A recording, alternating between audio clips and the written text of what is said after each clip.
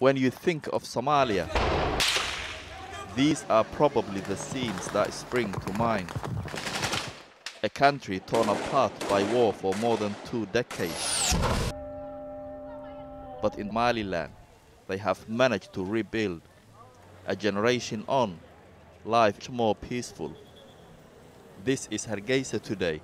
The very area people once deserted is now drawing money back. And refugees escaping conflict in Yemen are arriving in droves. These boats are carrying thousands across the Gulf of Aden.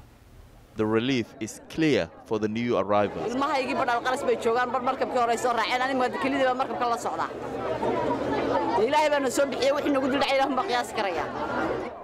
In the past 2 months alone, 5,000 Yemenis have come here looking for sanctuary. A huge building boom in Hargeisa means they are not only escaping the war, but they can find well-paid work as well. And with no restrictions on their movement, it's easier to start a new life. It's not just those escaping wars and political turmoil that are coming here. Many migrants come for the same reason that many leave, to seek work in order to support their families at home. Adam recently returned from London.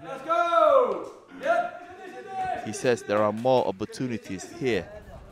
He now runs a construction business and is hiring workers from India, Pakistan and other countries. There's a big gap in the market because there's no skilled workers in here. And what they want to do is basically you getting the right people with the right time. So there's a market.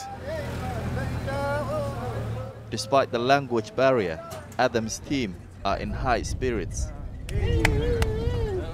Muhammad from Pakistan is the site manager and is always cheerful. Company good, Somaliland good, Some problem, the language problem, but Indian no problem, Pakistani no problem. So good, so like this, very good. While the booming economy is attracting money, the younger generation are still leaving, aspiring to a life they see through the lens of Facebook. But for those who have been to Europe, they know the reality is different. Faisal Kibar is a returnee. He used to be an estate agent in Wembley. He is now a camel herder.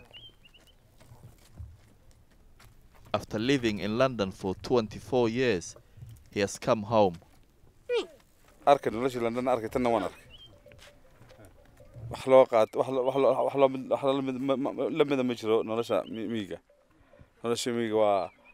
Stress free. Stress free. dhaqanka waxa weeye ninka tirageelle waa nin de xoolo leh qaninimaduna ma aha kaliya xoolaha waa qalbiga marka ninka wax yar Ilaahay si u barakeeyo haysta waa qani. Back in Hargeisa, Ethiopians make up the biggest number of immigrants in the city. Wadaje says his family and friends back home are amazed he is safe here. وميل لسليو ميل أولو شقيسان يوم نبض نقول لا نموديان ويا بان مكان هرجيسان شوفه.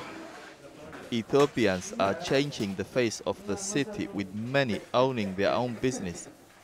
They are often happy to do jobs that most Somalis won't even consider. Being a barber to money is beneath them. But this customer says they are making the city more cosmopolitan. Hargeysa waxaan ka maqnaa 30 sano Mareykan baan deganaa markii hore imika waxaan feel garay ama inaan joogo West Coast California inaan iska joogo madmudaaba alaabiyana xagga ka heli jiray facial scrub kan aad arkayso Ethiopia muddo dheer ka shaqeynay oo wixii shaqadoodii garanay moogtay. Faisal believes this changing face will see many more people coming. He, for one, says he will never return to live in London. xagga markaan joogo warqadda ii soo dhacaysa khawruulaal tolo maxay tahay ma council tax ba ma electric bill ba ma water bill ba waxaad ka fikiraysaa